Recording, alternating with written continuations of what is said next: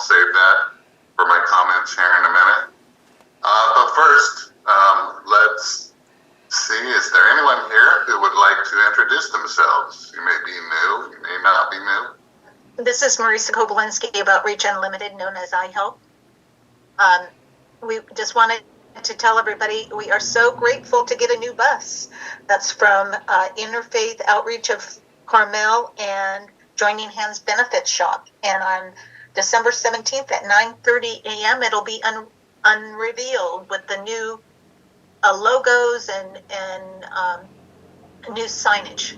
This bus is only has 81,000 miles on it compared to the bus it's replacing at 365. Wow. So we think that we're hoping to cut down on maintenance costs, and we're just so grateful to have it. And we hope with our MC Gives we can raise enough money for the second bus that has holes in the roof, plus our operating expenses. So we're just real excited and to help people get safely to shelter and food every single night. Well, that's wonderful news. Thank you. Okay, I saw Tim put his hand up, and I'm going to introduce him, even though you all may know him. Tim Haven. He's our new member of the board, so let's congratulate him on that. Tim, did you want to say a few words? Sure, yeah, thank you for that, Greg. Yeah, I'm Tim Haven. I've been on the COC Leadership Council for, it's almost like 3-4 years now. I'm the chair of the Lived Experience Advisory Directive. I currently work as a community health worker with St. Vincent Preventive Family Care.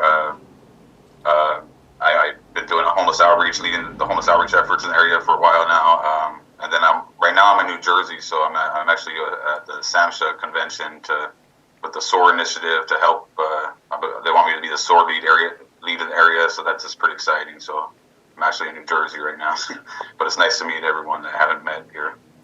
Okay, so we'll move on to public comment. Are there any comments?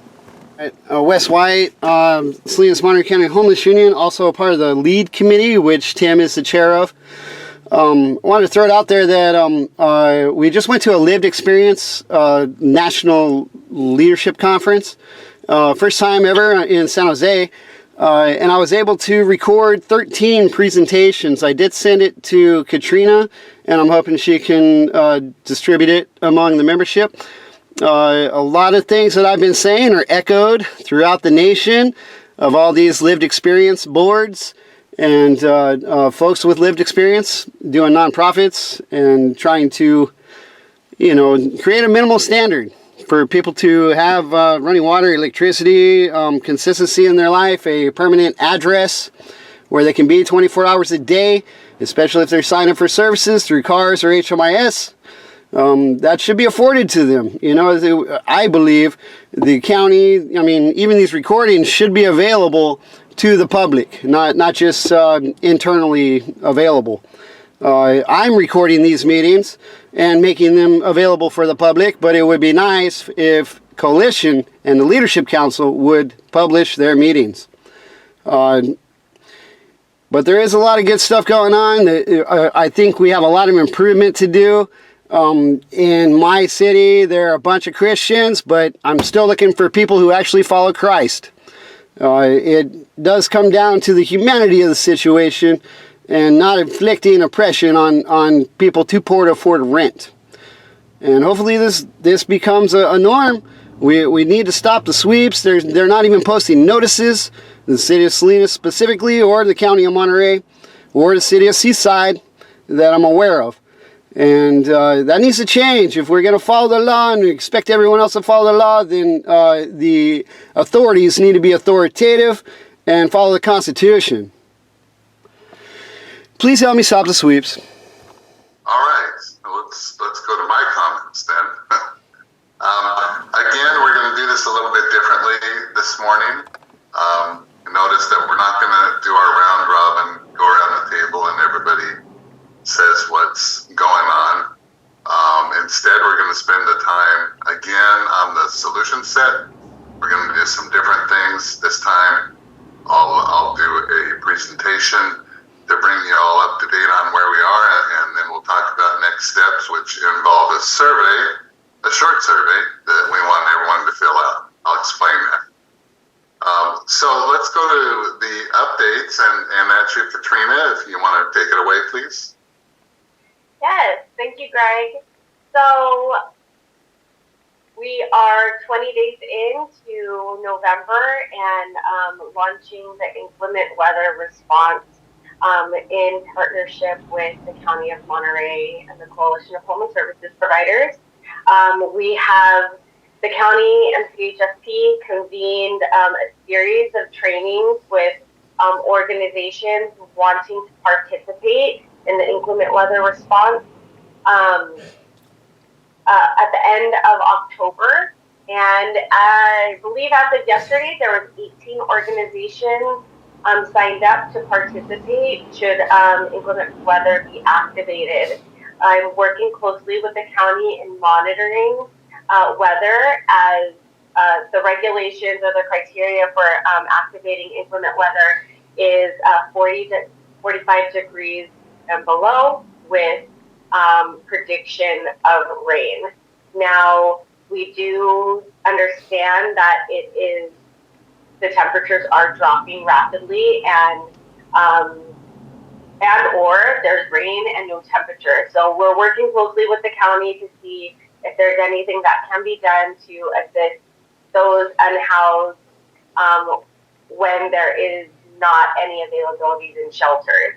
So if you are a shelter provider and you're not getting my email on inclement weather or outreach in coordinating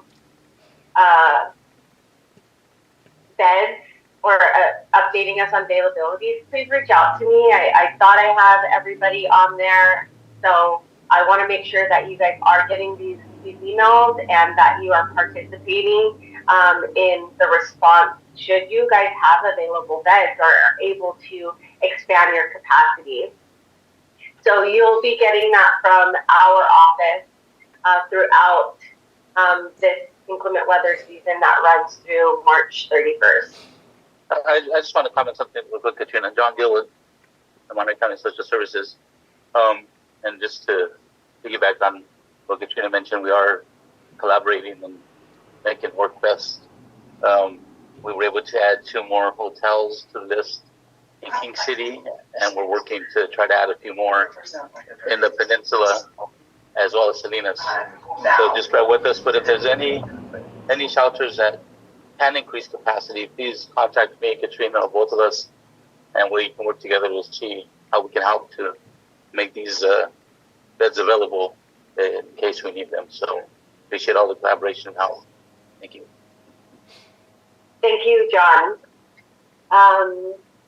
Moving on to our 2025 Lead Me Home Summit, we are excited to announce that we did secure locations. We will be back at the Steinbeck Center. I'm going to pop up our flyer to save the date. Are you able to see this? I'm just making sure. Let's see. Yes. So it'll be April 17th at Salinas Steinbeck Center. We'll be reaching out to organizations and individuals to see if you would like to participate in presentations or paneling. We'll be having discussions on Homelessness 101, how to work with lived experience, those with lived experience, and bringing them into your organizations or boards, equity framework, resources, how we can collaborate as a coalition, and bringing in other organizations that we're not typically working with, and more to come. So we meet every Thursday to start planning this. There's a group of probably 6 of us that are meeting regularly to get this going. Our registration is now open, and Nicole, if you can drop that link in the chat. You can also visit our website here if you go to Continuum of Care, and then Lead Me Home Summit. you can click this link here, and it will lead you to a registration form that you see on the screen. But Nicole will also drop that in the chat so you guys have access to it. I do see that Stacy had her hand up a moment ago. Stacy, do you still have a question? Yeah, it related to the inclement weather response. I was wondering if we could have it earlier in the day, because my case managers didn't actually see it till this morning, that it was okay for Monterey last night. Yes, the information comes when the information comes out. I would love for that to happen, but it takes a lot of coordination to figure out, one, is there available beds open, and waiting for folks to respond, and then two, if the county is going to clear inclement weather exceptions. Last night was an exception because there was no rain. So, and yes, we will do our best, Stacey. Okay, thank you. No problem. Does anybody have any questions on the Lead Me Home Summit? Okay. Well, we're really excited about this event. This will be our, I want to say third annual, but we did take 2024 off. And in my heart, it is still our third annual. Going into our COC Monitoring and Evaluations Committee, I really want to just inform you all of what's happening behind the scenes. We are fully implementing our Lead Me Home governance charter. This was revised and adopted in 2024, in August of 2024, and has not been fully implemented. So, with that, a new committee was birthed, and it's our Monitoring and Evaluations Committee. We have Roxanne Wilson and Timothy Heaven, who are chairing that committee, and we're really looking at housing first implementation strategies and developing a regional grievance procedure and building out a monitoring policies and procedures for state and COC programs. This is a very ambitious and dense piece of work that we're doing, and hopefully implementing and getting approved and rolling out by, I believe, June of 2025. So we have built out this committee through various folks in the community. We have service providers, county staff, behavioral health, lived experience folks. And if you're interested in participating in that committee, go ahead and shoot me an email and we can get over an application to you. I'm trying to move to a point where all of these applications are on our website, so that you guys can go ahead and do that on your own. But we can't do this without the input of those that will be impacted by it. So we want to make sure that all voices are heard and that we can move through these projects collaboratively and with full transparency. This is to just better improve our system of care, the quality of care, and it's something that we're required to do per our state and federal funding, and something that hasn't been really implemented on the COC side in quite a while. So we're looking forward to that. Exciting news here at the Coalition. We are gearing up for the holidays and really look forward to collaborating with you all in inclement weather and hopefully participating in the Lead Me Home Summit. NOFO has been fully submitted and everything's in, so good job to the whole entire community in getting your stuff in, and to our CHSP staff who worked really, really hard to develop a collaborative application that really highlights all of the work that the community is doing together. So sorry, Greg. Just one more thing. That's it. That's even better. Thank you. So I want to start with a recap and an update of what's been going on with our solution set. And this, of course, is the solution set to the encampment sweeps. The initial work was done by the board. They created what you might call a concept paper. And as you all know, we discussed that at our membership meetings. Essentially, that concept paper identified our overall strategy and approach and the primary solution set components, which we have come to call modules. And then finally, we prepared a set of questions for each module. And we brought those questions to our last membership meeting, as you'll recall.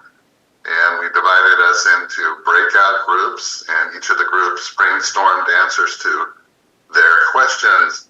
And I have to say, it worked really well. And I was really pleased with the result. And I want to thank everyone and thank the breakout group leaders and groups for your good work.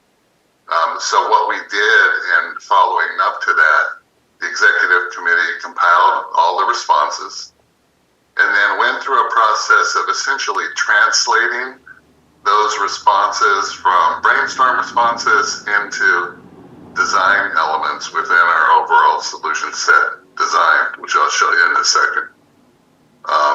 So we're going from great ideas and answers to questions to the more concrete, here are the characteristics of what we are going to do and build.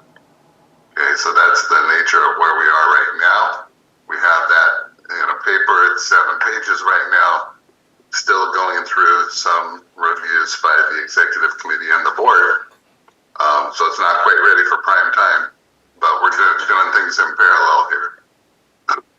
And then, finally, we developed a short survey for all of you, all the members, to identify areas of emphasis for each organization. So the dark blue rectangles are the 5 modules that we brainstormed on last meeting. And what the survey is going to do is going to ask each of you to comment for each of those 5 things. Where is your agency or your organization playing? Which of those are you involved with as a business? And how much? Is it minimal involvement, moderate involvement, or a major business area for your agency or organization? And so the survey is really as simple as that. I think it may ask a few other open-ended questions just to collect some information, but that's what it's about. So now, this is our design framework, all in one picture, and it starts at the top with the sweeping organizations, those private entities like Caltrans and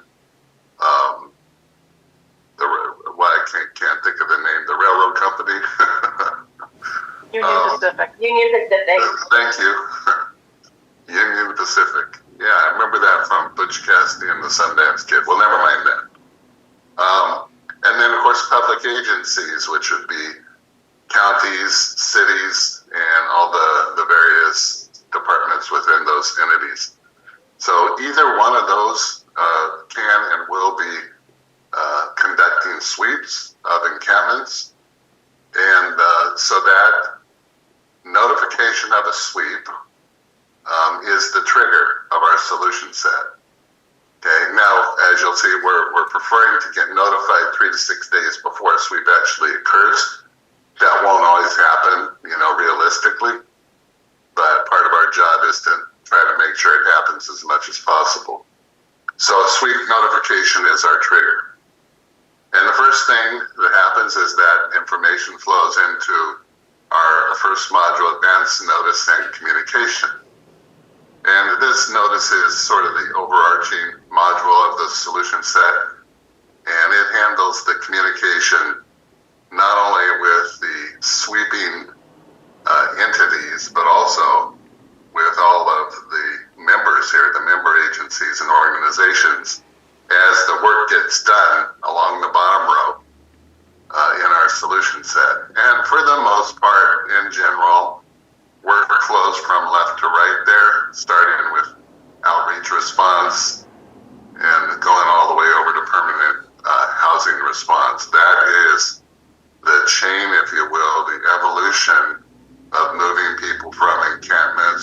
ultimately permanent housing when they're ready, willing, and able to do that. So this morning, I'm in this presentation going to go through each of these 5 modules and share with you what we've come up with in terms of essentially goals for the modules. And in the brainstorming sessions, you know, we actually we got goals, and we also for each goal have bullets on things that need to be done to accomplish those goals. Okay, so I'm going to walk you through each of these 4. It's important that you pay attention to how each of the 4 is defined, because you're about to be asked to fill out the survey and say which ones your agency plays in and how much. So let me pause and see if there are any questions so far or comments. I enjoy. Thank you for putting this on. I do enjoy a front-facing. If there ever is a notification of sweep, I will say that Union Pacific has already made it very clear that they don't have to. They're not really required. It's on private property, so they don't have to notify anybody of anything. They do it as a courtesy from time to time, but not every time. The city of Salinas right now does not post a notice anywhere, but they do drive around with Public Works and at least a police unit of 1 or 2 officers, and they just look for people, as well as just Public Works, even just in the van and a dumpster trailer. They just look for any site that could possibly be abandoned without a person there, so then they don't have to argue. They could just steal it all. So there's a deeper layer that this does not address, and that's my concern. Okay, thank you, Wes. Tim, I think you were next. Yeah, I would hope that in this kind of meeting with this planning that we would have all the players involved in this here. And I don't feel like we have all those players here. You mean the jurisdictions? Okay, players would be, for example, who, Tim? The police departments. Right, the jurisdictions. The jurisdictions, like Union Pacific, you know what I'm saying? Okay, so yeah. Representative from each one of those, you know what I mean? Let me kind of pan out to a bigger conversation that's related to that and come back to that, Tim. We're at the point in this work where, you know, we can't have the board and the executive committee, you know, doing the bulk of the work anymore. We need to move this work out into the agencies and organizations. And so the reason behind the survey and where we're headed is working groups for each of these 5 modules. It will be within those working groups that we'll get into the kind of details that both of you are talking about. Okay, we're not going to attempt to do that in these monthly meetings, or we're never going to get there because we meet once a month. These are going to have to be done differently, and so that's where we're headed here. Jill, you had your hand up? Yeah, thanks. I'm not trying to overcomplicate things here, but the thought occurs to me, and I thought I should bring it up, that we have a progression here at the bottom from outreach response to shelter availability system, which I understand, emergency shelter, and then permanent housing. The thing is, we've got very little true emergency shelter present in the community. Both the Share Center and the Chinatown Navigation Center are navigation centers, and they both got, you know, waiting lists and things that are not representative of an emergency shelter, which is a place that somebody can get into right away. So I'm wondering if we should be adding a level there, or acknowledging that our largest shelters are navigation centers, and how that fits into the larger picture here, because it kind of feels to me like we're missing a step. Well, it could be a terminology thing. I think the intent is that emergency shelters did include those navigation centers. But navigations are not emergency shelters. Okay, that's so my issue, is you can't expect navigation centers to take somebody in immediately. They don't do it here. Yeah, I understand. So again, we may have to change the name of the module to be more encompassing.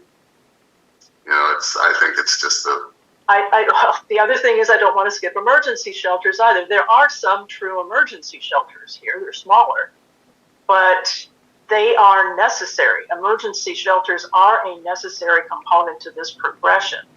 I think we just need to acknowledge that we're very weak in that area, and we've got a couple of strong navigation centers, but that's for a different purpose than getting somebody out of an encampment and immediately into safety. Okay, I'm going to stop arguing the point. I think you get it. I just feel like there's something missing.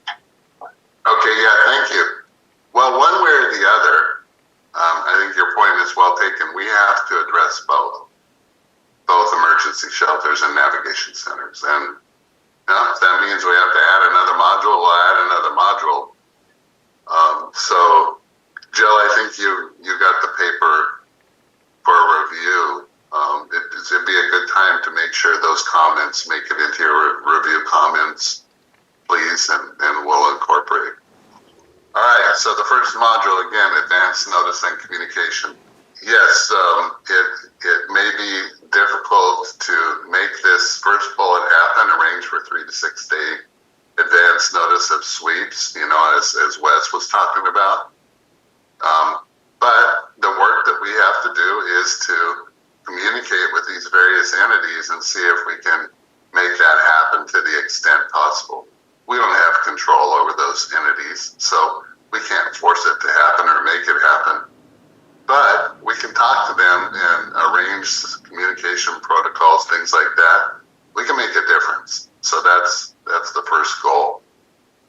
And then once we do that, we need to have a process or a system to keep track of these sweeps. I know Katrina showed us a list of the sweeps that she found out about in a particular week, and I think there are 5 or 6 there. So this is not nothing to keep track of all this. Then third, implement communication protocols with both the agencies that are involved, all the members here, as well as the local governments and city officials, so that we all have adequate communication regarding the execution of the solution set throughout that process. Now, I'll say a couple of things about communication. The important thing here is that we hone in on what is most important to communicate. We don't want to create a situation where everybody's talking to everyone and it's a mess and it bogs everything down. And I've seen that happen too many times in my career. So we want to be choosy about what communication is actually necessary and what's not necessary. Okay, and then finally, just wanted to make the point that this particular module we think should be managed by the coalition staff. It is the overarching module and communication hub, and that would seem to be a very appropriate activity for those staff. Outreach response. This is going to be the first step, the first thing we do, essentially, when we find out and are notified about a sweep. So one thing we're going to have to work out is, should we assign a lead outreach organization to each sweep or not? And, should it be every agency for themselves? We need to talk about that and look at the pros and cons and see how we want to kind of coordinate. Identify essential resources and services needed before, during, and after sweeps. Hello? Again, we're not trying to be comprehensive, in these bullets, and these 5 bullets clearly don't define everything all of you are doing in outreach. What we're after here with the bullets on these slides are what are those things that need to be done to enhance collaboration and communication and accelerate the work that's done, in this case, in outreach. Okay, acceleration is really important because I think things do tend to bog down, especially with a lot of entities involved in work, and things can go on for months and months, and they don't have to.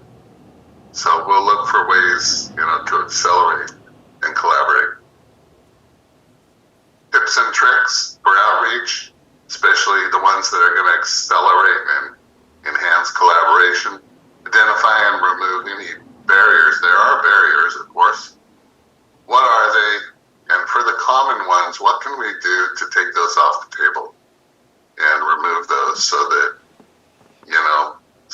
how can we, for example, improve the relationship with the people in the encampments in advance of sweeps? Because not having the deeper relationships essentially is a barrier. It's a trust blocker, if you will. And we can't do as much with people if there isn't trust. So that's one example of a barrier. And then finally, refer clients to shelters and housing. That's kind of where it goes after outreach, right? We want to get them moved toward going into emergency shelters, navigation centers, and ultimately permanent housing. I'm just, these sweeps always kind of blow my mind because it's just like, if we just put some preventative measures out there, like, couldn't we just prevent the sweeps altogether? If we had to organize these people in the areas they're at. They've done this in other areas. I just learned about this at the National Lived Experience Leadership Conferences. They're doing this in other areas. They're organizing people where they're at, putting big trash cans out there, porta potties, and stuff like that to ensure, and this part of the county is starting to do this too, thinking about this way, just not even putting big trash, but putting trash bags out there that they'll collect on a daily basis from the residents. I think that would save a lot of the time and effort we put into the responding to these sweeps. It's just so inhumane to me to displace anyone without having them. And here's just my thinking. I might be crazy, but before we displace anyone anywhere, my thinking is we should have a place for them to go. Until we have that, I'm really against any kind of sweep at all as a human and part of humanity. So it's hard. I think Tim, you're talking about the before. I listed the before, during, and after. These sounds like some of the before activities we need to consider doing so that when it actually happens, we're more prepared. To avert it. Oh, good. Thank you. Any other questions? Nicole? I think just also to kind of frame it is, this would also be like in conjunction with what the county comes out with so that we are a unified approach, but this would be how the service, this is that other piece that's kind of missing from theirs, is how the service providers would respond. So that's, if that kind of helps, right? So it's not going to stand alone from what the county is going to release once Roxanne is complete with that work, but it would be like in tandem with, and this would be that other piece of like, once the county has their processes, this is how service providers would respond. Thank you, Nicole, for that clarification. That's important. You may know Roxanne is working on a policy for encampment sweeps for the county, and that's being discussed and reviewed and refined as we speak. So, yes, absolutely, we want to be in lockstep with whatever not only Monterey County but San Benito County come up with in terms of policy. Next module is the shelter availability system. Now, there are different ways this can be done, but the gist of it is that we need to know, then the outreach people in particular need a way of knowing what's available out there in the shelters. How many beds are available where, and what's the nature of each of those shelters versus the people who we're trying to put into the shelters. So the first bullet, develop an active monitor system or database, which could be easily updated by the agencies on a regular basis to keep track of available beds. So yes, that means if we're going to do that all the agencies do have to commit to regular updates. Could be even on a daily basis, which isn't a lot of time, I wouldn't think. It's here's how many beds I have. Chinatown, for example, here's how many beds we have for men, here's how many beds we have for women. Here's how many are top bunks, here's how many are bottom bunks. That's it. That would need to be some kind of system, and we'd have to, maybe we partner with one of the local colleges to help us build a quick and dirty little system to do that. Second, explore and implement a reservation system for individual shelters. Should we have a reservation system? In other words, how long will shelters be willing to hold a bed for a person who's coming from an encampment suite? That outreach person contacted the shelter, can you hold a bed for me? How does that work? And do we want to do that? So that's food for thought. We want to identify and publish the admittance rules for each shelter. So I don't think there's a whole lot of rules for emergency shelters, for example, or for navigation centers.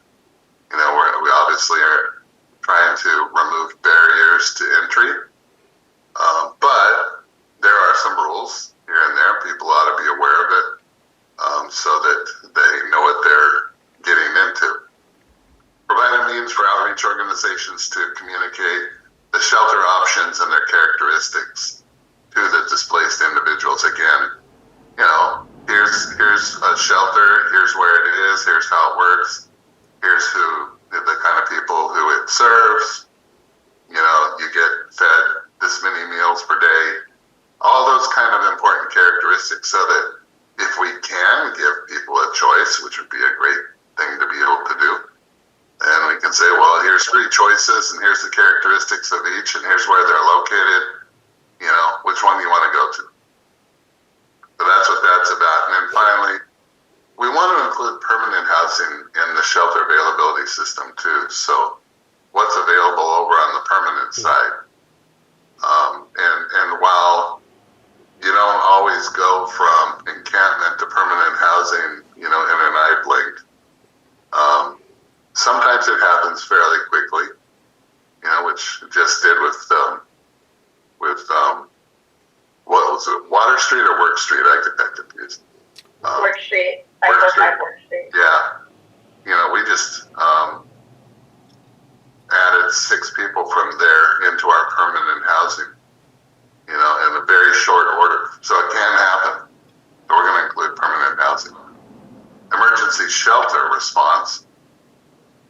This is essentially, what do the emergency shelters and navigation centers need to do to prepare for the increased demand, people needing to come in and be housed? We need to define case management housing navigation handoff rules between outreach organizations and shelters. And I have some personal experience with this. It's important we don't confuse people with too many, case managers and housing navigators. And I've seen that happen, and it can get pretty ugly pretty fast, and it sure confuses the people who we're trying to help. And so, set a simple handoff rules and how that works, and who is in the lead at any given time is important to have. So we'll work through that. There's a list of services that need to be provided. No surprise to anyone.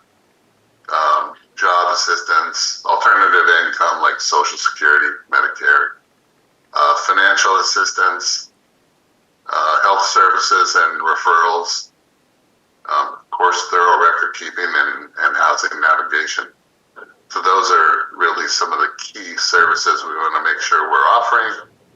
And then finally, support building and operating more emergency and temporary shelters. And, as we were talking about earlier today, there aren't enough. And so we need to support the building of more. Tim, you have your hand up?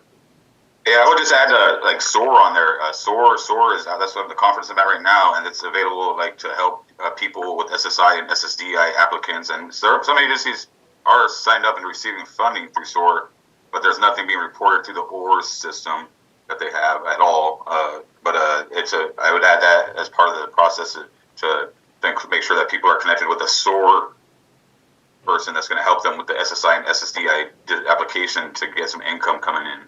Because I think a lot of people out there are disabled and they're not able to. It's hard for them to connect to the county worker or whatever. But so if they can connect And I think this could all be really implemented with the livability license that we're hopefully going to roll out here soon, with the QR code and just having a clear path of connection. You know what I mean?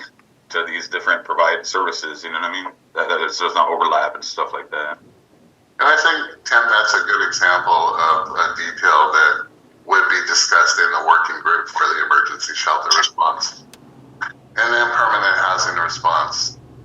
So PSH operators need to work collaboratively on the whole referral process, both with the coalition, which generates many of our referrals, but also the shelter, the emergency shelters and navigation centers and those operators. There may be a direct path as well, and there needs to be a collaborative effort.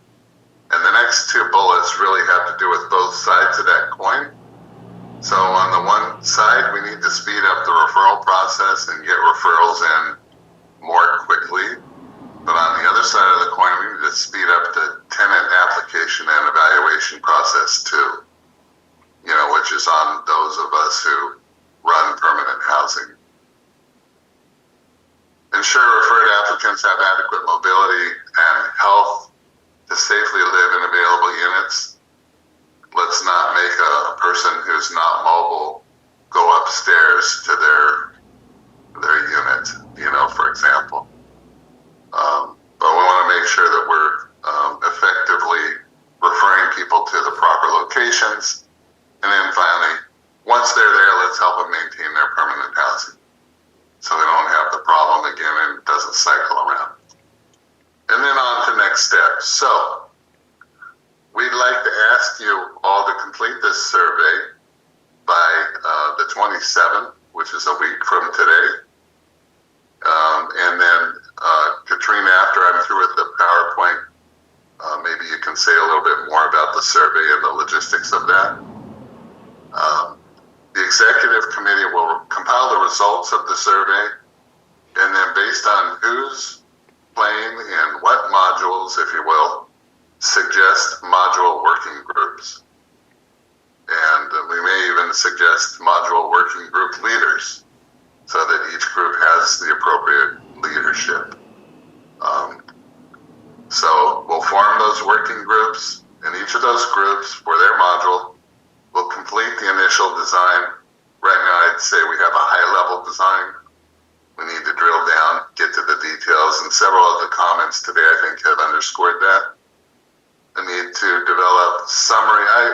I said summary implementation plans. I don't want these to be too detailed. We don't want to bog down. We don't have much time. Let's get on with it. And then finally, implement those plans in coordination with the other modules. We can't implement each module independent of the others. They all need to work together and essentially have a connection. The coalition staff will be in charge of overall coordination of the solution set, especially through that first module, the communication module. And the executive committee and board will provide oversight and support to the staff and to all the agencies as well. So that's our job. Nicole, if you want to talk a little bit about the survey? The survey, it's really quick. Hopefully it will only take 5 minutes of your time. And it's really just to gauge which part of each bucket that Greg was talking about that your organization participates in. And you may do outreach response and have emergency shelter, but then we're also asking you to rate the priority of those things.